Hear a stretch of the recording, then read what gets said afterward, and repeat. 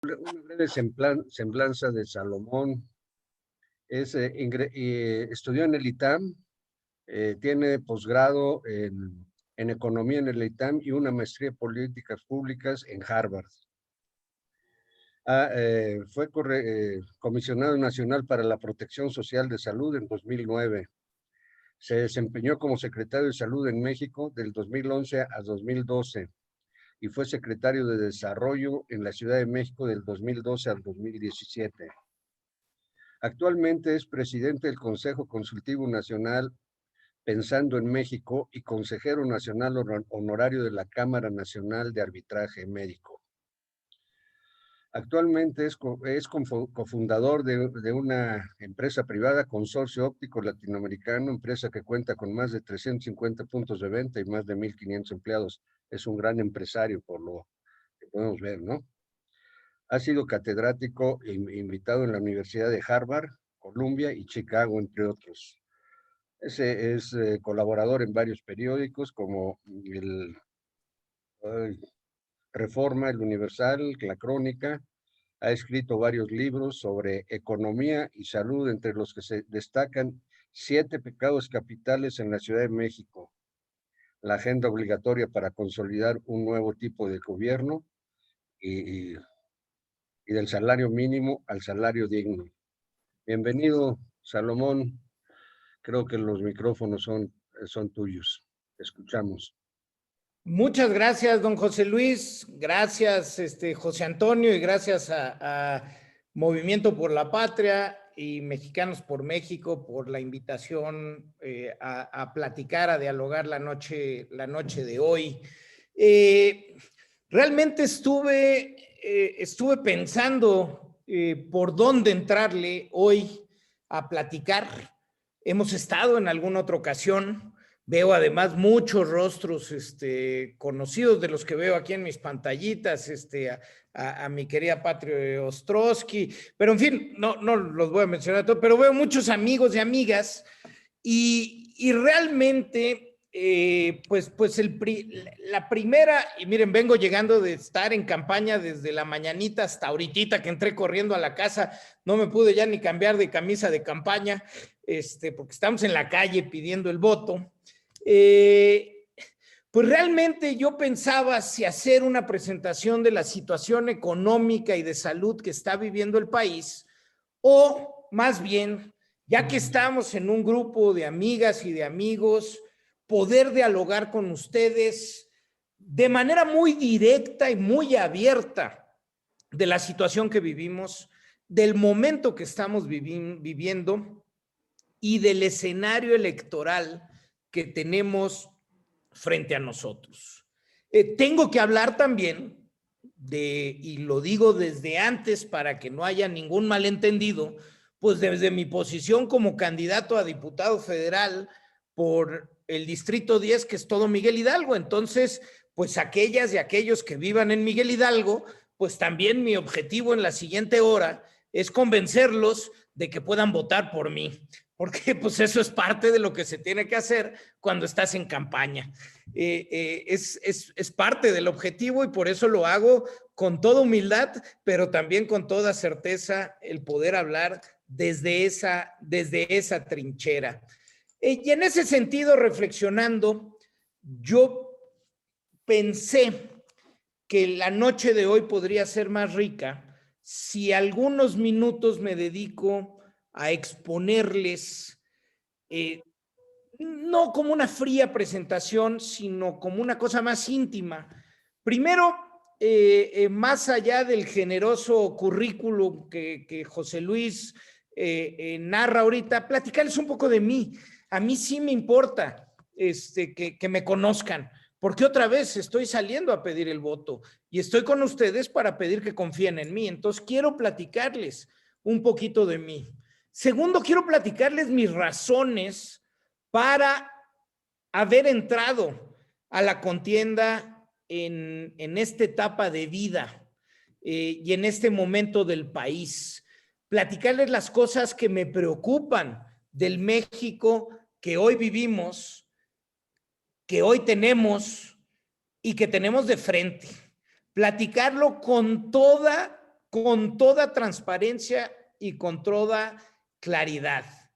Y por último, quiero tocar un tema que ha circulado incluso en algunos chats y en algunas presentaciones que he visto incluso de grupos tan prestigiados como Mexicanos por México, que creo que cometen algunos errores y sobre todo en el sentido de por qué Movimiento Ciudadano no va en la alianza, pero además que consideran a Movimiento Ciudadano parte de Morena, cosa que es absolutamente falsa.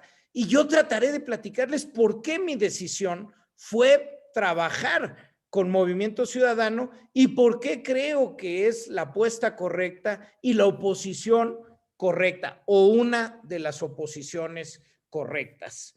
En ese sentido, si ustedes me lo permiten, pues así trataré de platicar los siguientes minutos para que podamos de ahí tener el espacio adicional para tener un diálogo y contestar todas y cada una de sus preguntas, escuchar sus comentarios y tener un diálogo lo más abierto posible. Empiezo entonces con lo primero. En efecto, soy Salomón Chertorivsky-Woldenberg. Como ya lo decía José Luis, yo lo que toda mi vida fue servidor público. Más de 20 años desde que salí del ITAM de Economía, me dediqué a trabajar en los gobiernos de México. Y tengo que decirlo con toda puntualidad, los gobiernos, no los partidos. Mi aspiración desde muy chico era ser funcionario público, para eso me entrené y eso es lo que sabía hacer, ser un buen administrador público, un verdadero administrador público que se especializó en economía, en combate a la pobreza y particularmente en salud. Cuando termino el ITAM, lo primero que hago es entrar a trabajar a la Secretaría de Desarrollo Social, todavía en el sexenio del expresidente Ernesto Zedillo. Es decir, ya mi carrera como servidor público data de más de 2 décadas. Y trabajé ahí hasta que me fui a hacer mi posgrado a la Universidad de Harvard, como ya lo decía don José Luis. Me especialicé en política pública, en particular en combate a la pobreza. Regreso de la Universidad de Harvard y pues mi obsesión, mi fascinación, mi vocación era el servicio público, pero cuando estoy en la Universidad de Harvard tengo la oportunidad de iniciar un startup de vivienda social para México y regreso al país para 2 cosas, para iniciar ese negocio y para trabajar en los gobiernos de México. Empiezo por esto segundo. Cuando regresé a México desde el año 2002, trabajé primero en el gobierno del exgobernador Lázaro Cárdenas Battel en Michoacán, donde tuve la oportunidad de coordinar el gabinete social.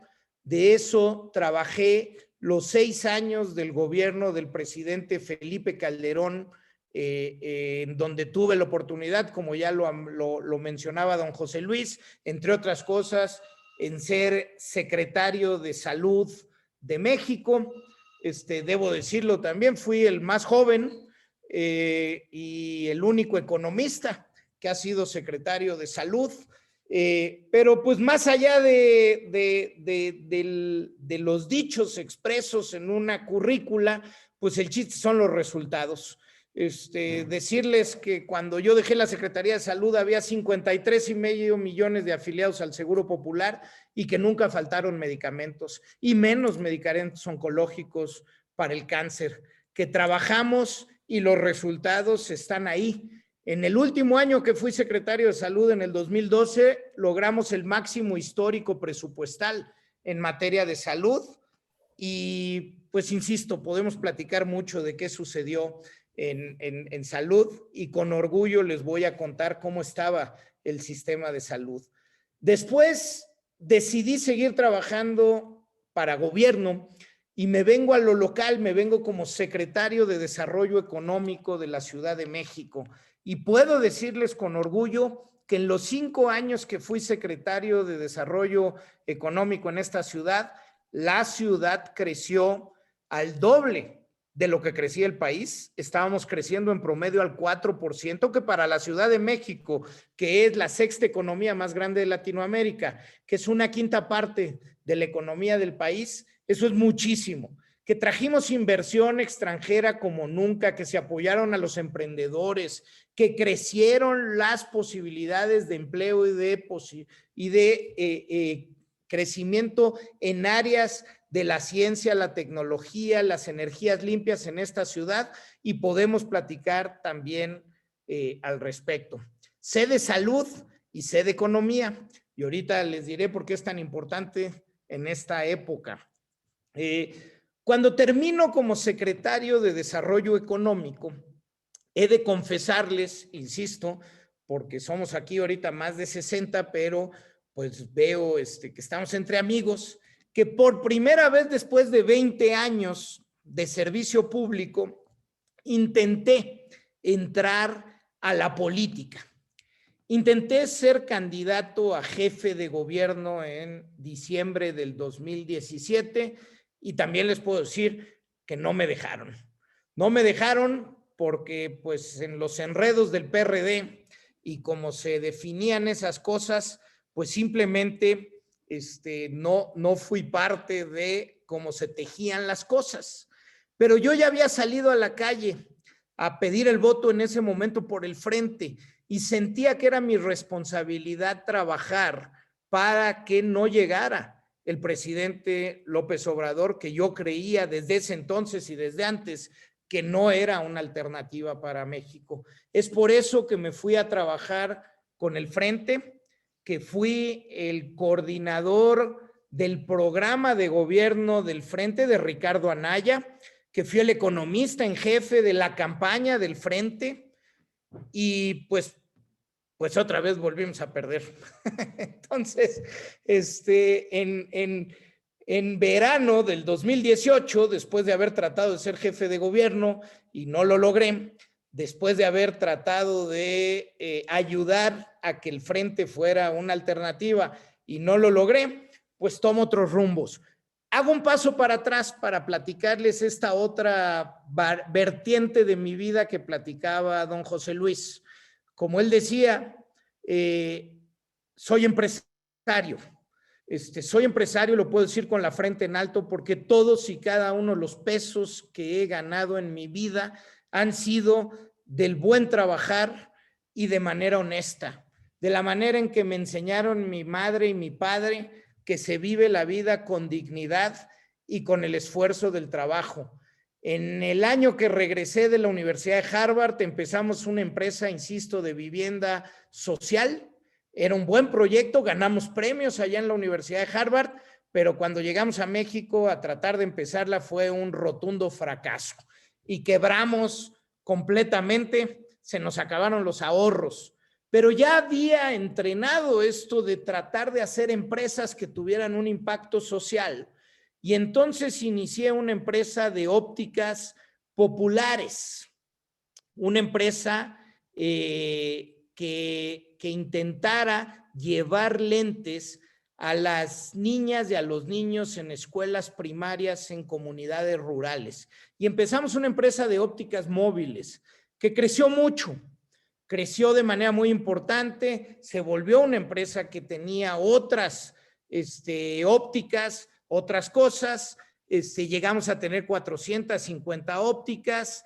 En el año 2015 nos fusionamos con Devlin. En el año 2018 le vendí todo el retail a Devlin. Y hoy todavía soy dueño de la distribuidora de armazones y importadora, una de las más grandes del país, y del laboratorio óptico más grande de México. Tengo al día de hoy 900 trabajadores y pago cada quincena. Es decir, cuando hablo de cosas como el salario mínimo, es porque también tengo que pagar y porque también estoy metido y conozco lo que es ganarse la vida con el esfuerzo empresarial.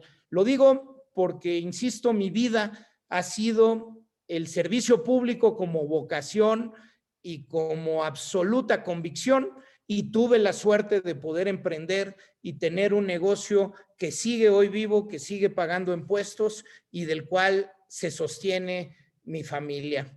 Regreso entonces al año 2018, terminó esa campaña federal en donde, pues, como les decía, pues simplemente, pues ustedes conocen la historia, entonces ni para qué meterse.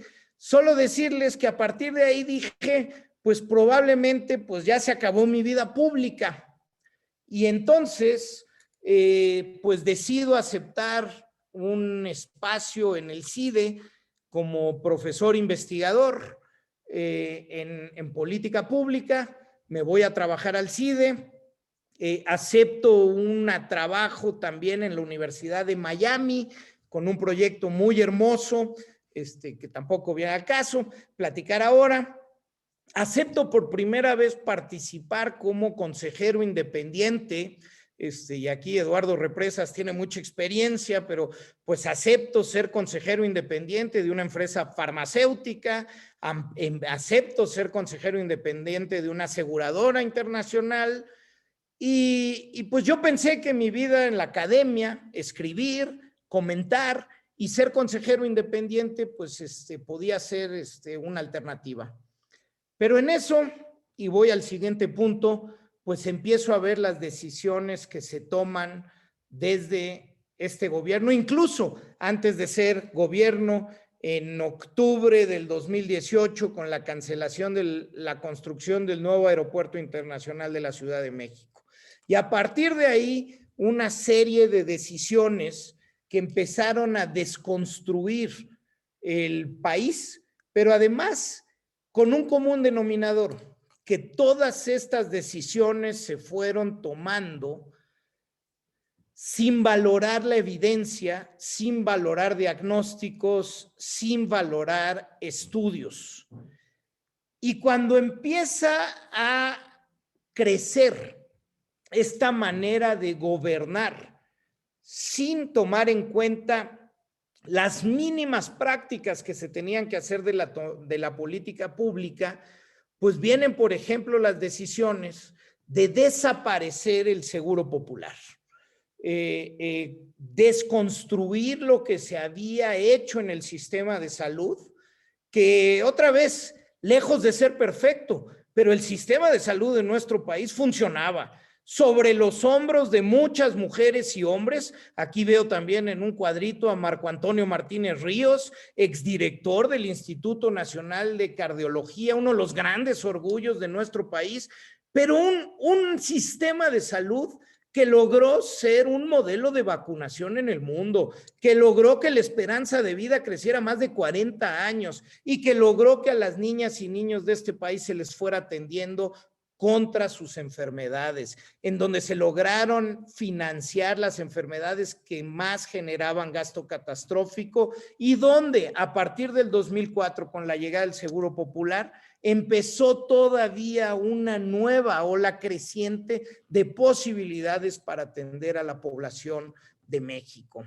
con decisiones del hígado, con decisiones basadas en prejuicios. Inicia una etapa de destrucción del sistema de salud, mentiras repetidas cientos de veces, en donde a partir de ello se quiere generar una idea de que las cosas no funcionaban cuando sí funcionaban. Insisto, lejos de perfecto, con muchas posibilidades de mejorar, pero que durante décadas con el maestro Soberón, el maestro Cumate, con Julio Efrenk, el sistema de salud de México fue construyéndose de manera honesta y de manera ordenada. Cuando veo que estas cosas están sucediendo, es que pues debo decirlo con mucho respeto a la academia, pero dejo la comodidad del aula y digo, pues hay que ir a batallar al país. Y tomo una decisión para presidir el Consejo Consultivo Ciudadano de Movimiento Ciudadano, y les voy a contar, insisto, porque creo que estamos en un espacio en donde nos debemos hablar con toda claridad. Como ya les dije, en mi vida yo había trabajado con gobiernos emanados de los distintos partidos políticos. Nunca milité en un partido político, pero trabajé con gobiernos del PRI, trabajé con gobiernos del PRD, trabajé con gobierno del PAN, los conocí a fondo. Y también conocí en su momento, sobre todo en mi última etapa, conocí a los liderazgos de Movimiento Ciudadano.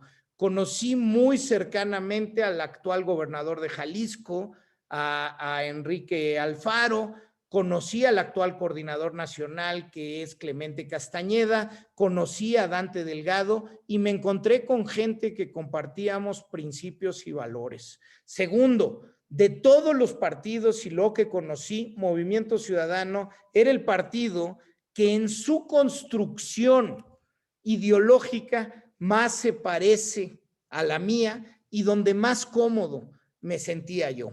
Y es por eso que decidí entrarle con ganas a Movimiento Ciudadano, insisto, hace más de 2 años. Hace 2 años que entré, nos hemos dedicado en este consejo consultivo a dar la batalla por los grandes temas del país. Iniciamos con los temas económicos, del modelo que tendríamos que seguir, con los temas migratorios, con los temas de seguridad y construcción de paz, con los temas de salud. Nos metimos muy fuerte a dar la batalla desde ahí del error que estaba cometiendo Morena y este gobierno al destruir el sistema de salud, al destruir el sistema de compras. Y en el último año nos metimos fuertísimo a dar la batalla para que nuestro gobierno corrigiera la estrategia sanitaria que nos tiene en un desastre. En septiembre del año pasado, 6 exsecretarios de salud, incluyéndome a mí, escribimos un libro para proponerle al gobierno cómo se tenía que corregir el rumbo que tenía la pandemia al día de hoy.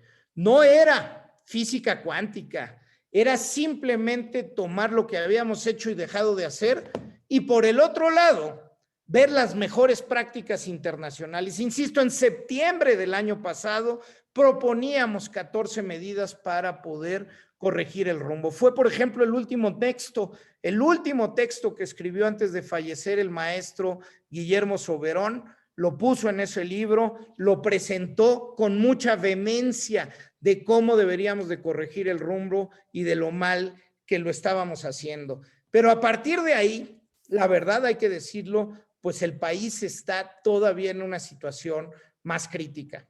Son medio millón.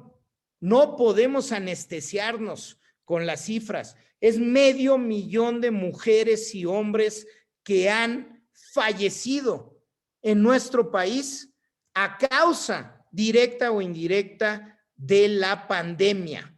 En México, al día de hoy, 500 000 lo pongo en términos comparativos. En un año tradicional, por ejemplo, en el año 2019, por todas las cuestiones, por enfermedades cardiovasculares, por diabetes, por tumores malignos, por accidentes, por homicidios, fallecieron no más de 750,000 personas. Bueno, arriba de esas 750,000 personas, en el año de la pandemia ya han fallecido otras 500 000 de mujeres y hombres. De ese es el tamaño de la tragedia, 500 000 de hogares que quedaron con huérfanos, que quedaron con viudas. De ese es el tamaño de la tragedia y creo que lo tenemos que repetir muchísimas veces porque por lo menos la mitad de esos fallecimientos no debieron de suceder si el gobierno hubiera actuado de otra manera. Ha sido un trabajo negligente y ha sido un trabajo que raya en lo criminal. Segundo, la desaparición del sistema de protección social en salud nos tiene, sumado a la pandemia, en un momento de la salud muy complejo.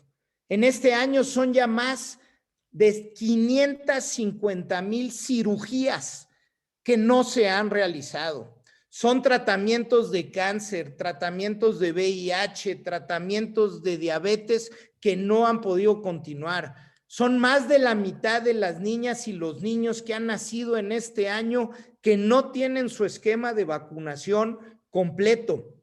En los próximos meses, adicional a tener que seguir batallando con la pandemia, en donde muy probablemente en las siguientes semanas vamos a tener una nueva aceleración de contagios, vamos a tener que recuperar el tiempo perdido para poder atender la salud de las mexicanas y los mexicanos, que hoy está deterioradísima. Dentro de la salud tenemos un gran tema e insisto, la destrucción institucional es muy fuerte. Se destruyeron los mecanismos de compra de medicamentos. Estamos viviendo el peor desabasto que hayamos vivido en este sentido y por ello entrarle con fuerza desde el Congreso de la Unión a batallar con el tema de la pandemia, a crear una comisión independiente para la rendición de cuentas sobre la pandemia, porque, insisto, 500,000 de muertes no puede pasar nada más como si nada hubiera sucedido. Necesitamos un ejercicio de rendición de cuentas que nuestro país merece y vamos a tener que pensar hacia dónde va a ir el sistema de salud de México, porque, insisto, hoy está retrocediendo y necesitamos poder visualizar hacia dónde vamos. Adicional a las preocupaciones del tema de salud está, por supuesto, el tema de la economía. Nuestra economía cayó 8,5% el año pasado. Se perdieron más de 4 millones de personas que tenían una ocupación antes de la pandemia, hoy no la tienen.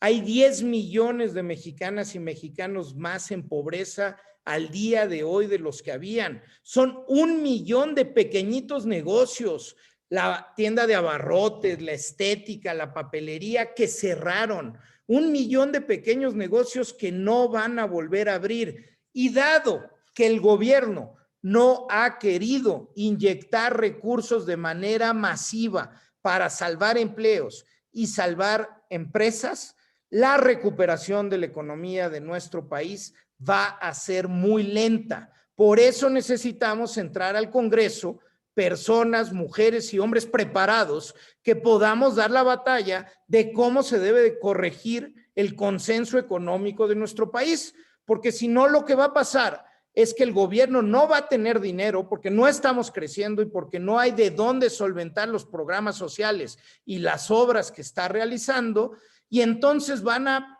procurar una reforma fiscal que, si se hace con el mismo estudio, con el mismo análisis de cómo se han hecho y se han tomado las decisiones hasta el día de hoy, va a ser un desastre. Por eso necesitamos entrar a dar la pelea con un mejor equilibrio en el Congreso. Y hay muchos otros temas de la realidad actual de nuestro país. Solo quiero poner uno más sobre su atención, y es el tema de la educación. Al día de hoy son 5.2 millones de niñas y niños en México que abandonaron ya la escuela. Adicional a los niños y a las niñas que realmente no pudieron continuar con su ciclo escolar de manera adecuada. 5.2 millones de niños y niñas que dejaron la escuela. El futuro de la siguiente generación está en entredicho si no logramos ver cómo vamos a generar los mecanismos y los programas para la recuperación escolar de nuestra infancia. Traemos una verdadera crisis que, si no la entendemos, vamos a entrar en un problema mayúsculo, no solo hoy, sino en los siguientes años. Termino con lo que muchos de ustedes me han preguntado. Movimiento Ciudadano. Con toda claridad, viéndolo a los ojos, sobre todo a quienes me conocen y nos conocemos a profundidad, Movimiento Ciudadano va solito. No es parte de Morena, no es parte de los partidos satélites de Morena. Movimiento Ciudadano va solo y va para ser una verdadera oposición. Y me explico cuando me preguntan ¿por qué decidimos no ir en alianza? Y déjenme ser muy claro, porque en alianza no sumábamos para lograr a que este país tuviera una oportunidad de una mayor y una mejor oposición. Y les digo de manera muy transparente y muy clara, porque Movimiento Ciudadano, en todos los estudios, y aquellos que me conozcan saben que no me baso nada más en los dichos, que yo todo lo estudio y lo estudio a profundidad, y que en el caso de cómo nos convenía Movimiento Ciudadano ir en la elección, lo estudiamos con múltiples estudios, entendiendo a profundidad cómo sumábamos mejor a la oposición. Y déjenme contarles, Movimiento Ciudadano se nutre de 3 fuentes de votos, sobre todo. Una, muchísimos jovencitos, mujeres y hombres entre 18 y 25 años, que no ven en ninguno de los partidos tradicionales una razón para salir a votar. Votos que no serían si no estuviera Movimiento Ciudadano, porque no van a salir a votar si no estuviera Movimiento Ciudadano como una opción independiente. Segundo, hay muchos morenistas decepcionados con su gobierno, que cuando se les pregunta si votarían por una alianza, dicen no, no vamos con el PAN y no vamos con el PRD. Esos morenistas decepcionados no ven con malos ojos a Movimiento Ciudadano. Por lo tanto, Movimiento Ciudadano recepciona votos de Morena que si no estuviera Movimiento Ciudadano no se irían con nadie más. Tercero, hay algunos votantes tradicionales de Acción Nacional del PAN que están muy enojados porque el PAN se alió con el PRI, que para el PAN era su enemigo histórico. Esos votantes del PAN decepcionados no ven con malos ojos a Movimiento Ciudadano y ahí estamos recepcionando otro cúmulo de votos. Se los digo de manera muy concreta. Cuando Movimiento Ciudadano hacíamos ejercicios estadísticos de si fuéramos con la alianza, pues probablemente a la alianza le sumaríamos 1, 2, en algunos lugares hasta 3 puntos. Si vamos por separado, sumamos a la oposición del país 8, 9, 10 puntos que no se le restan a la alianza, que vienen de votantes que no votarían por ninguna de las opciones actuales y que vienen de votantes de Morena decepcionados y del PAN desilusionados. Es decir, un voto que adiciona, que suma, que es estratégico para tener en la oposición. Y termino con esto. No solo se trata que en el año 2021 tengamos un mejor equilibrio en la Cámara de Diputados. Es fundamental, me parece que el presidente y su partido no tenga una mayoría calificada para modificar la Constitución, es una pieza fundamental del porvenir y de los siguientes años. Para que eso se logre, Movimiento Ciudadano yendo solo aporta más a la oposición. Pero además de ello, que ya lo reiteré, aporta un cúmulo de diputadas y diputados que no nos vamos a doblar, que vamos con toda fuerza a hacer una oposición inteligente y de principios para defender las mejores causas. Y por último, 2021 es fundamental, pero también va a ser fundamental el 2024. Y quien se construya mejor en el 2021, quien pueda con mayor transparencia y claridad hablar de sus principios y los pueda defender, va a tener también posibilidades de ser una opción real en 2024. Y nosotros le estamos apostando a poder lograrlo. Termino agradeciéndoles profundamente la oportunidad, estando abierto a todos sus comentarios, cuestionamientos, discusiones, con muchísimo afecto y transparencia, y a quienes de ustedes vivan, sobre todo en Miguel Hidalgo, les reitero reitero, yo soy su candidato a diputado federal. Ojalá puedan votar por mí. Eso es lo que me toca pedir en estos momentos. Muchísimas gracias nuevamente y quedo, por supuesto, a sus órdenes. Voy a poner además mi teléfono, mi WhatsApp en el chat para que ustedes lo tengan y podamos seguir en comunicación. Estoy listo para cualquiera que sea sus preguntas, sus dudas, etcétera. Muchas gracias, Salomón. Ha levantado la mano desde hace unos momentos. Carlos Eduardo Represas. Podemos darle la palabra. Puedes abrir tu micrófono, Carlos Eduardo.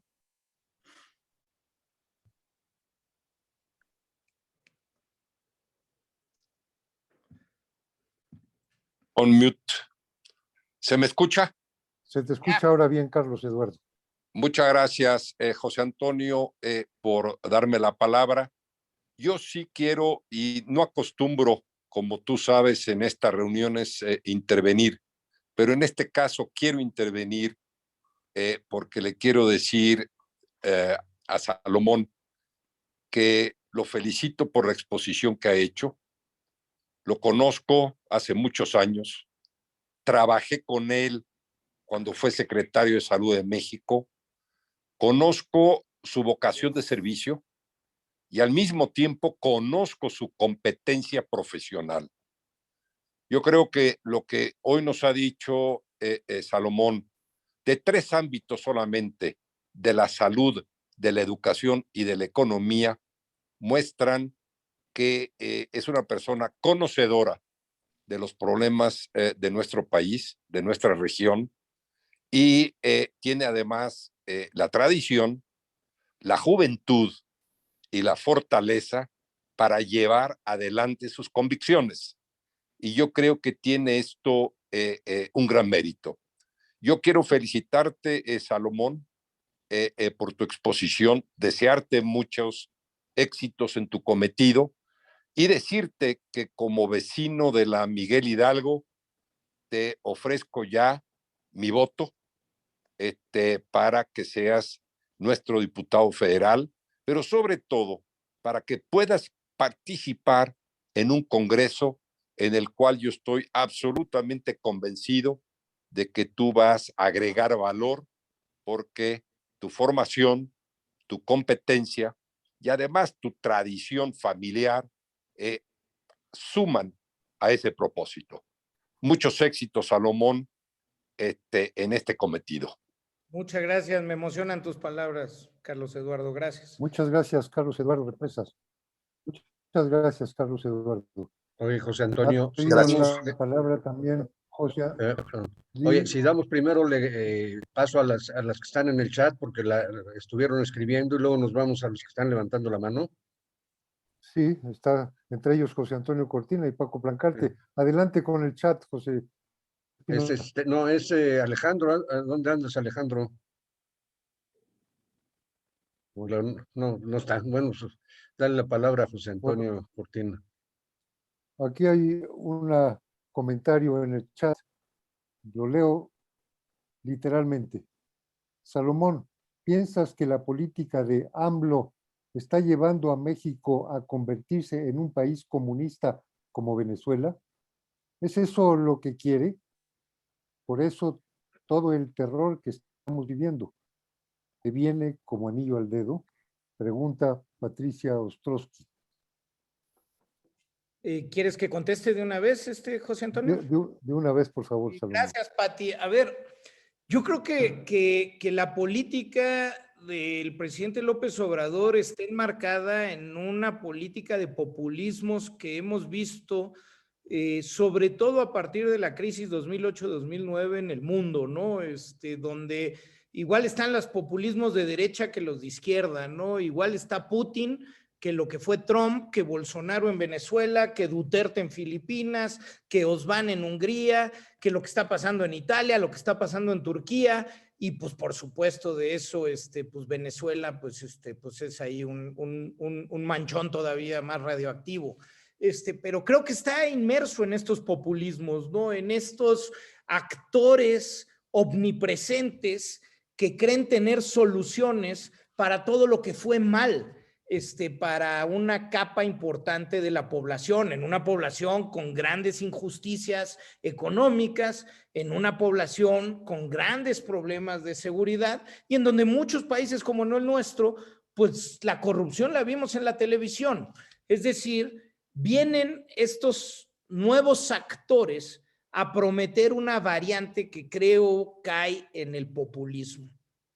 Creo que lo que hemos visto, Pati, en estos 2 años y medio es sí una tendencia no comunista, pero autocrática, porque no es un presidente de izquierda, es un presidente de corte autoritario, un presidente que no cree en la división de poderes, un presidente que no cree en las instituciones autónomas, un presidente que cree que su palabra es la ley, pero una política que desarrolla que no tiene nada que ver con la izquierda, un presidente que decide desaparecer lo que podía ser una inminente búsqueda de un sistema de salud universal, que eso sí vaya que es de una socialdemocracia y no de un gobierno como él quisiera ver, una austeridad que más que austeridad es realmente un austericidio, lo que estamos viviendo en México. Entonces, no, más bien veo un presidente profundamente limitado,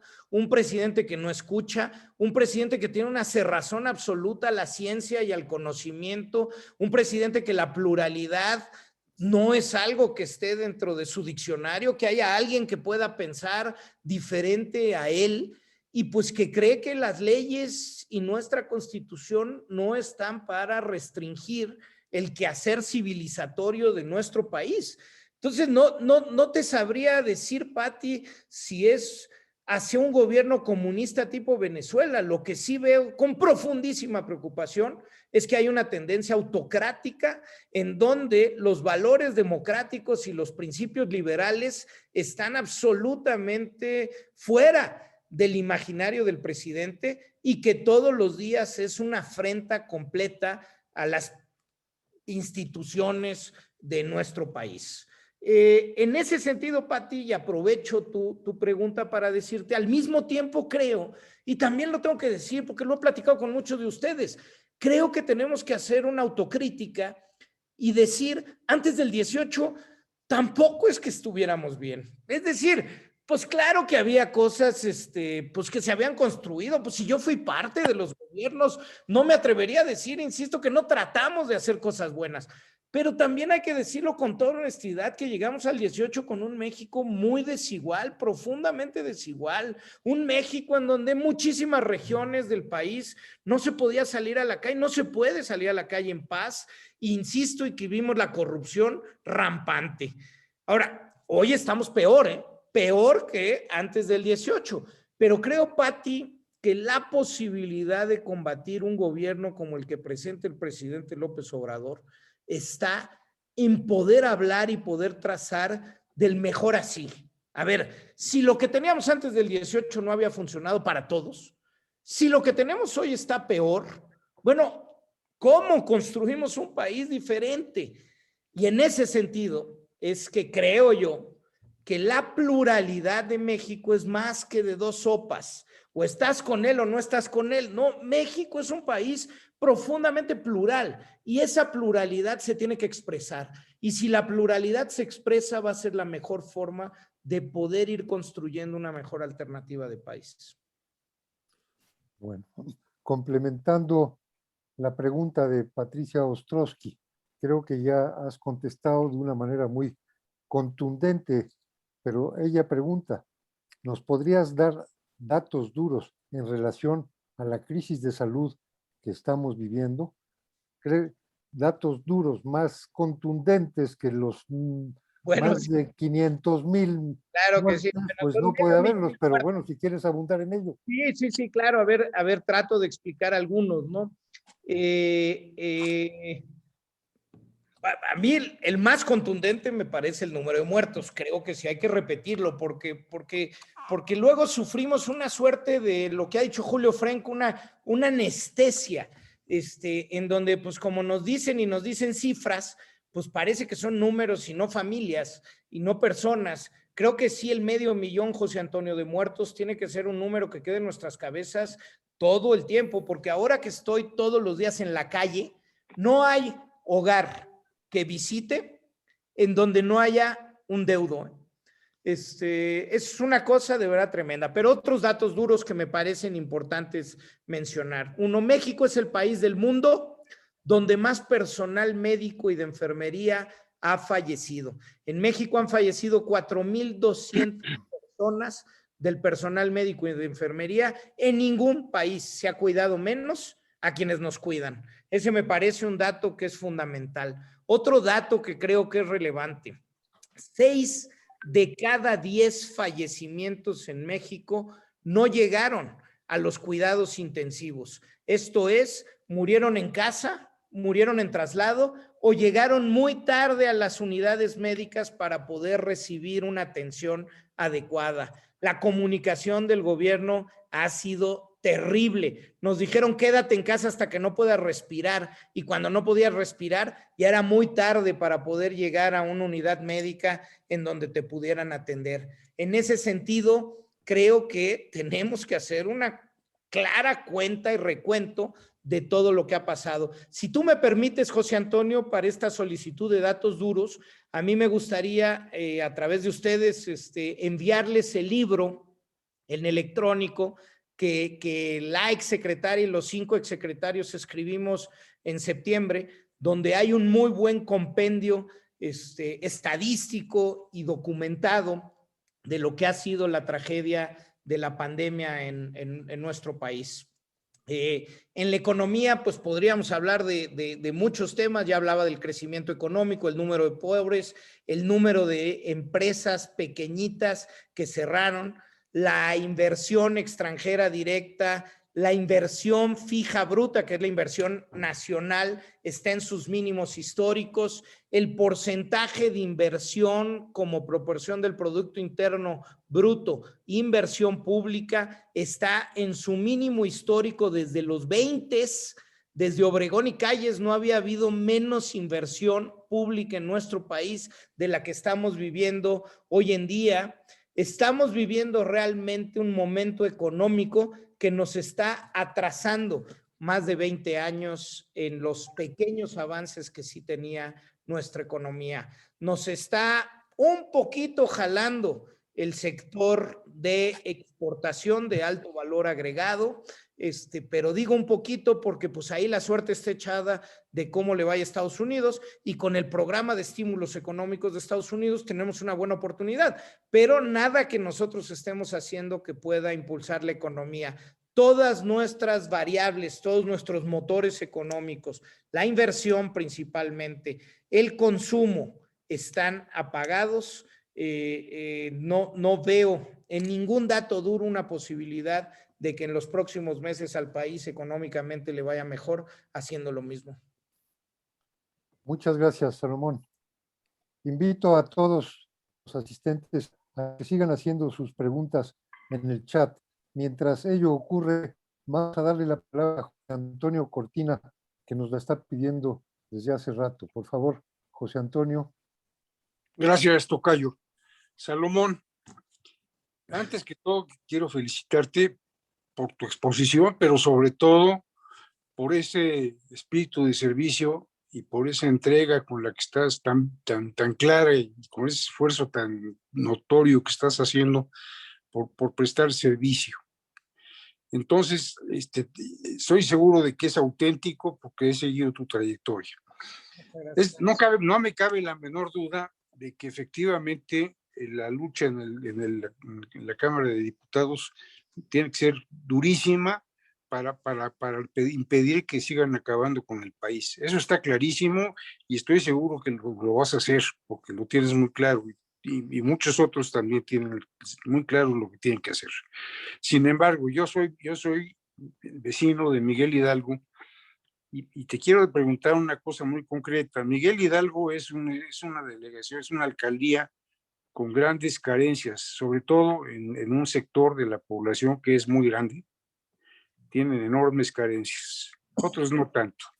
Entonces, ¿qué tienes pensado hacer para mantener el vínculo con tus votantes, con tus representados, para no perder la comunicación con ellos y para permitir que tengan acceso a ti, para que los auxilies en cosas que sean realmente muy urgentes.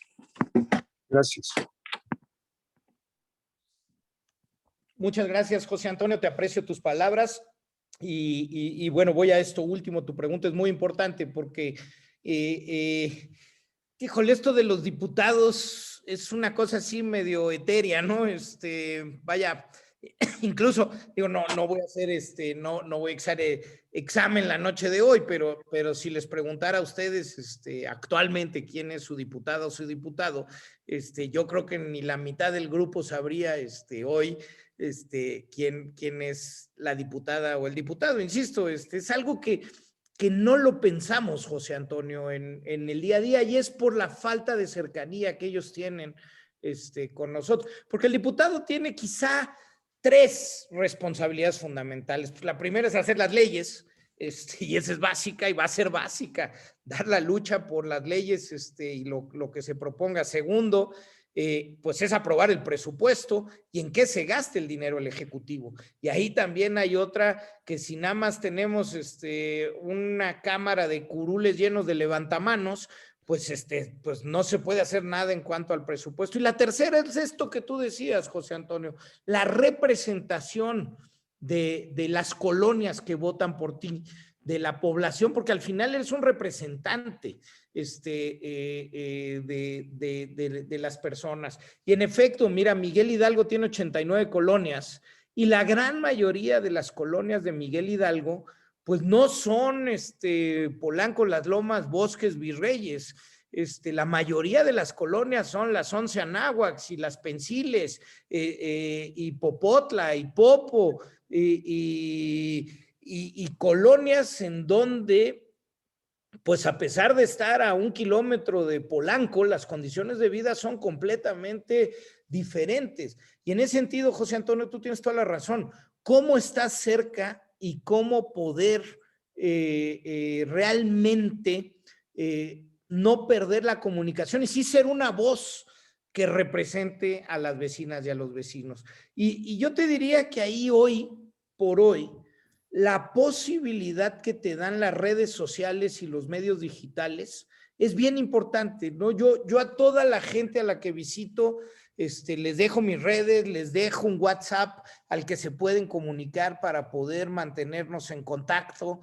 Y esa es la forma de estar cerca. Yo siempre lo he creído, José Antonio. Mira, cuando estaba en la Secretaría de Salud, por ejemplo, una vez al mes le escribía un correo electrónico, en ese entonces era correo electrónico, a más de 400 trabajadoras y trabajadores de la salud, médicos, enfermeros, camilleros, químicos, administrativos, y les explicaba cuáles eran los cambios y hacia dónde íbamos en el sector salud. Creo que el acercamiento y el nunca perder contacto con la gente a la que representas o con quienes trabajas es fundamental en estas cosas y para ser realmente un servidor público o un político. Entonces, pues estoy consciente de lo que dices y creo que hay que encontrar los mecanismos y que hoy las redes sociales te ofrecen una posibilidad muy real de estar muy cerca de aquellos que votaron por ti o aquellos que no votaron por ti, pero a los que representas. Gracias. A ver, José Luis Espinosa, ¿quieres retomar la conducción, por favor? Bueno, Paco Plancarte te quería preguntar algo al principio, ¿no? Tenemos poco tiempo porque nuestro ilustre invitado, En perdón, 2018 Salomón tiene estuve, un compromiso a las 8:15, entonces vamos a apresurar, ¿no? Un poco, ¿no? Sí, José Luis. Adelante, Paco Plancarte. Tu micrófono, Paco.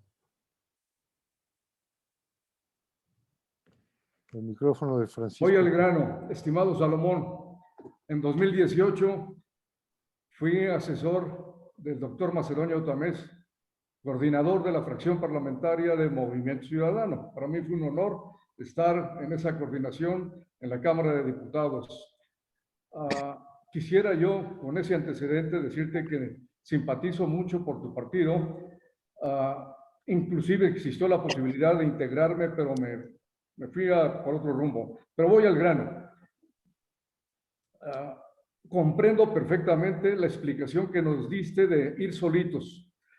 4 o 5 argumentos, puntos muy importantes a considerar. Falta todavía un mes de campaña fuerte.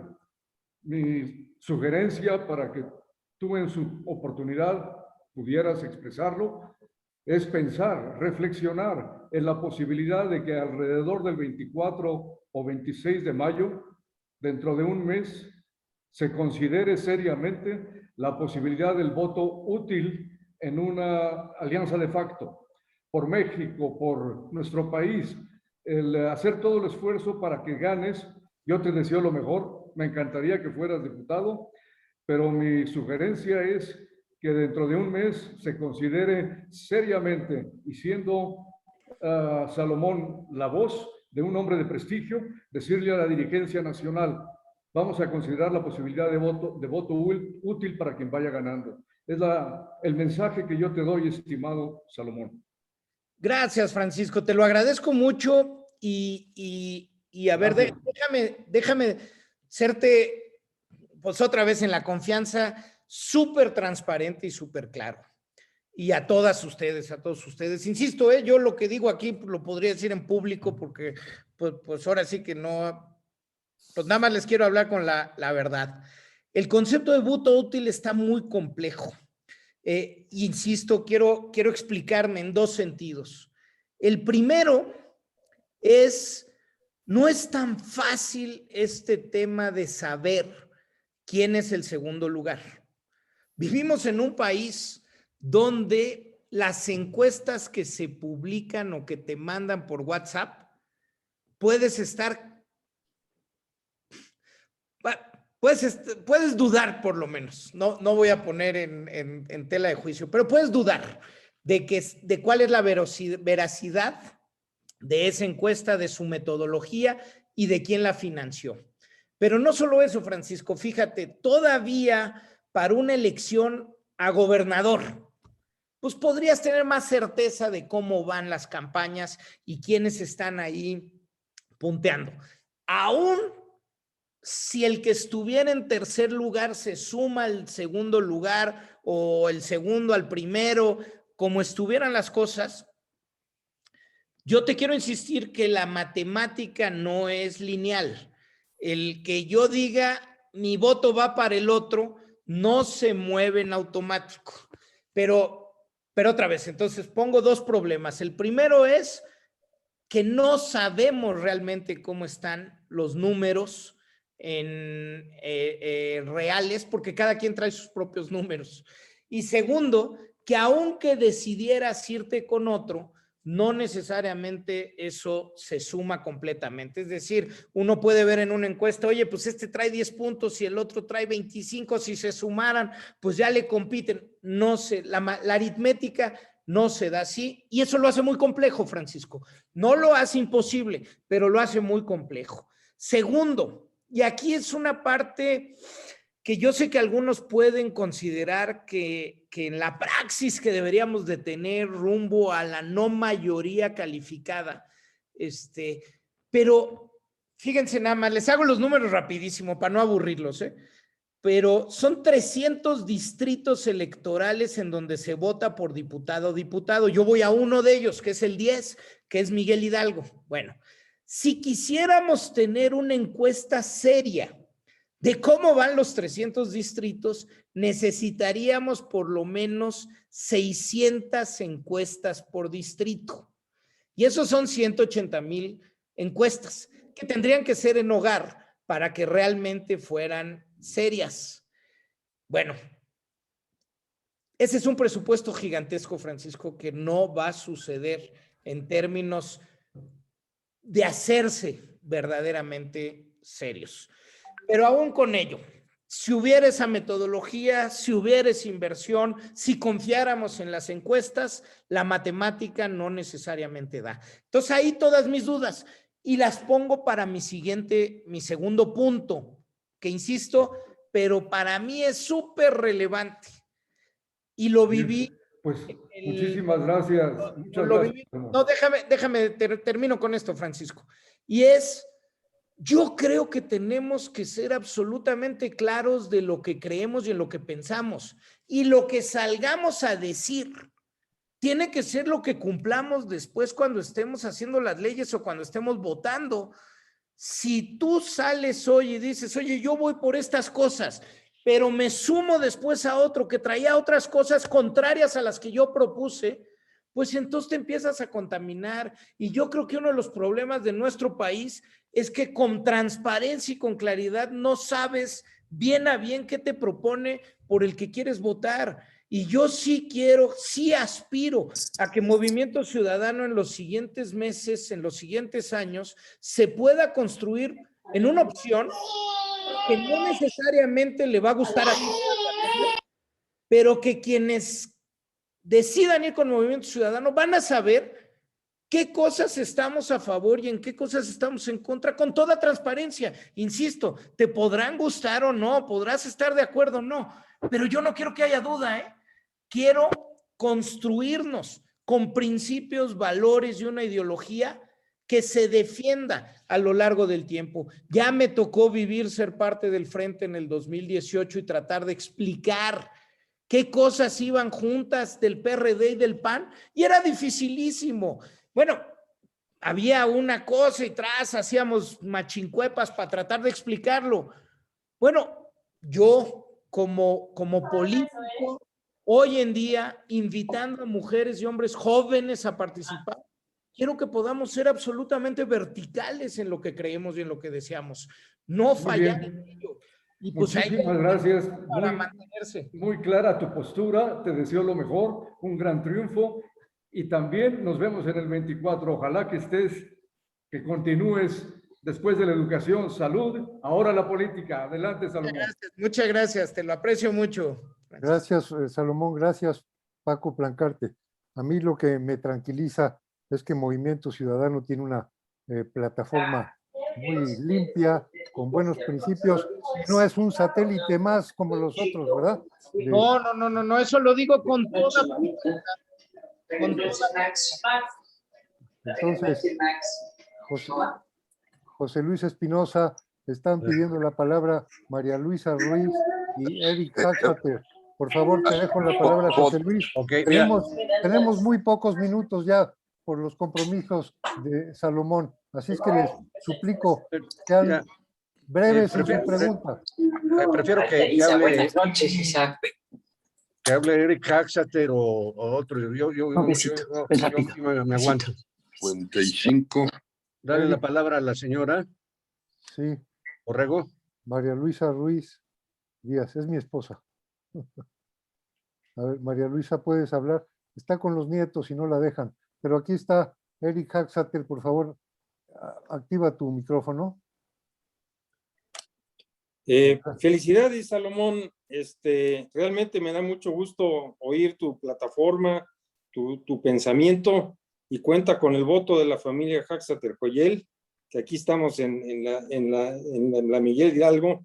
Sí es importante que gente como tú se lance para estas cosas y tratemos de ir todos juntos detrás de la gente más capaz y que más posibilidades tenga.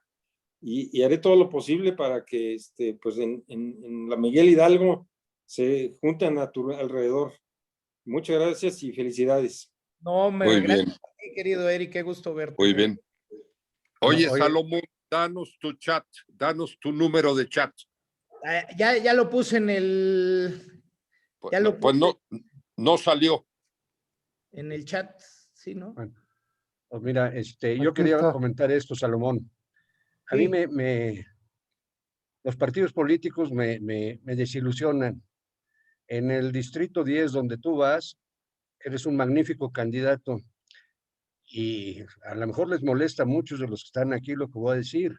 Margarita Zavala va en la plurinominal y en la de representación proporcional. Se me hace que esto era un misil dirigido a ti con toda intención, ¿eh? La verdad, eso es molesto de parte de los partidos políticos. No quieren a la mejor gente en el Congreso. Quieren el poder por el poder. Perdón. Pues mira, te agradezco, José Luis. Mira, yo estimo y respeto a Margarita Zavala. fui el secretario de salud del presidente Calderón y siempre voy a estar agradecido por esa confianza. Y pues ahí solo te diré, nunca voy a hablar mal de ella. La alianza puso a Margarita 2 meses después de que se hubiera anunciado que yo iba a ser el candidato en Miguel Hidalgo. Como dices, yo creo que fue una mala estrategia en ese sentido, pero pues además, pues yo sí soy vecino. Exacto. Muchas gracias, Salomón. María Luisa Ruiz, ¿quieres encender el micrófono, por favor? Pues Antonio, tenemos 2 minutos Sí, nada más. sí, ya lo sé. Yo nada más quiero felicitar, si me permiten, a Salomón. Me entusiasma oír un joven como él hablar también, con tanto entusiasmo y con tanto compromiso político. Yo creo que además tu movimiento ciudadano es lo que necesitamos hoy, o sea, gente joven con ese nombre, independientemente del partido que participe. Yo creo que Movimiento Ciudadano está diciendo unas palabras muy acertadas. Necesitamos hacer una movilización ciudadana para poder sacar a este señor que está arruinando nuestro país.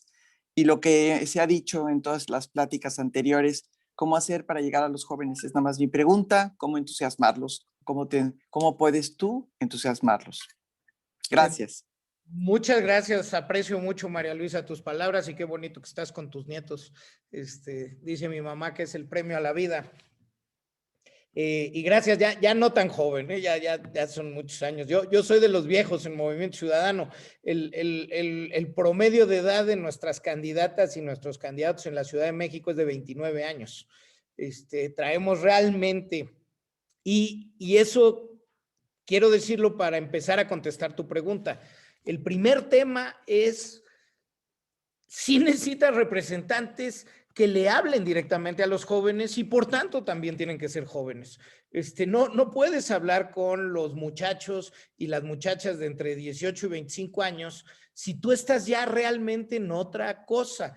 Entonces, nos hemos dado a la tarea de buscar a gente talentosa, inteligente, preparada, que pueda dar la cara. Digo, de mis compañeros, solo aquí está Antonio Carbia, tiene 35 años de edad, es un extraordinario abogado y está conmigo como candidato, pero realmente tenemos mujeres y hombres jóvenes preparadísimos y cuando el joven o la joven le habla a otros de su edad, entonces hay un idioma, María Luisa, común. Yo creo que te la tienes que creer. Y tienes que apostarle por quienes crees y debes representar. Vaya, más de la mitad de los votantes en nuestro país van a tener menos de 30 años en esta elección.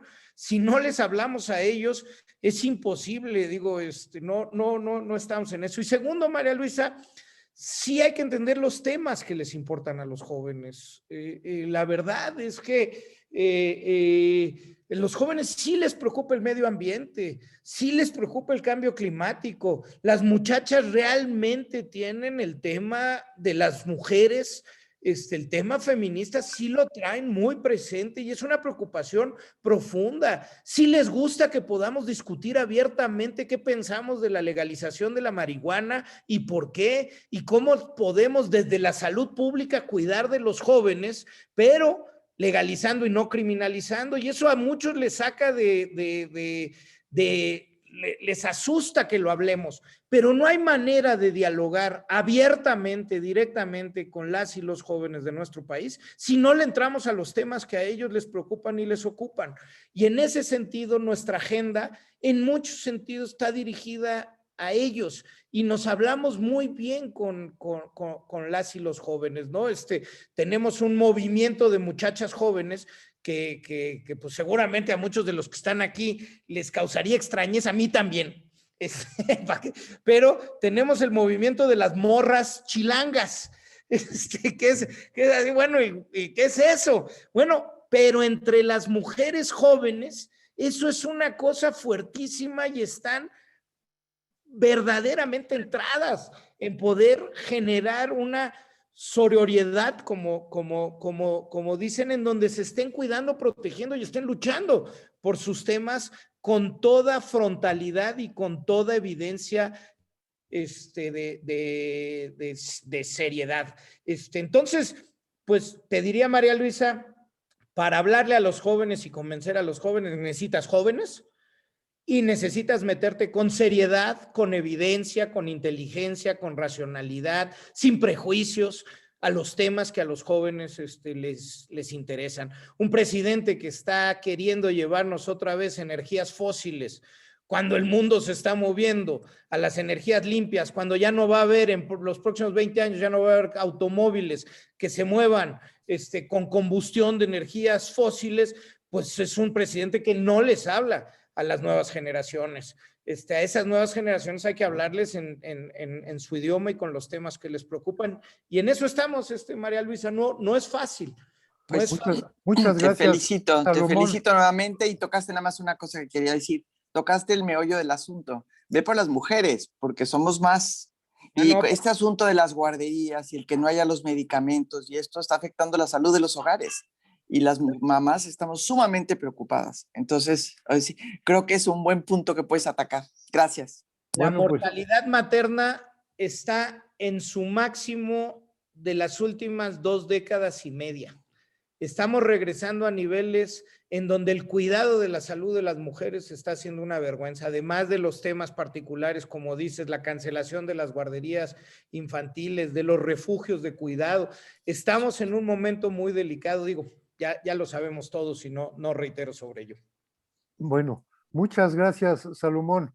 Y por respeto al tiempo que nos has concedido y por tus compromisos que tienes, yo quisiera informar a ustedes que, hablando de tiranías, tenemos un tirano aquí que nos está acompañando, que es el tiempo. Se está acabando en este momento el tiempo que teníamos dedicado a tu presentación, que ha sido excelente, espléndida, y no merece otra cosa que, a la falta de palabras, que agradecértelo con un aplauso ahora que vamos a abrir el micrófono a todos, ¿sí? Si son tan amables de abrir su micrófono y darle un aplauso por esta espléndida plática que nos ha dado, con la exhortación al voto. Muy bien, muy bien. Felicidades, Salomón. Antonio, muchas gracias por la invitación. Gracias por la plática. Gracias. José Antonio. Gracias. Gracias, Salomón. José Antonio, mándanos el número de chat de Salomón. Ya está. Sí, ya está en el chat. Está en el chat, pero yo me encargo también de ponerlo en los otros chats. Gracias, Salomón. Eduardo, Carlos. Gracias. Mucha suerte y felicidades, Salomón. José Antonio. Suerte, Salomón. Suerte. Mucho éxito. Felicidades. Todos los que salimos a cuadro somos viejitos. Éxitos, éxitos. Yeah.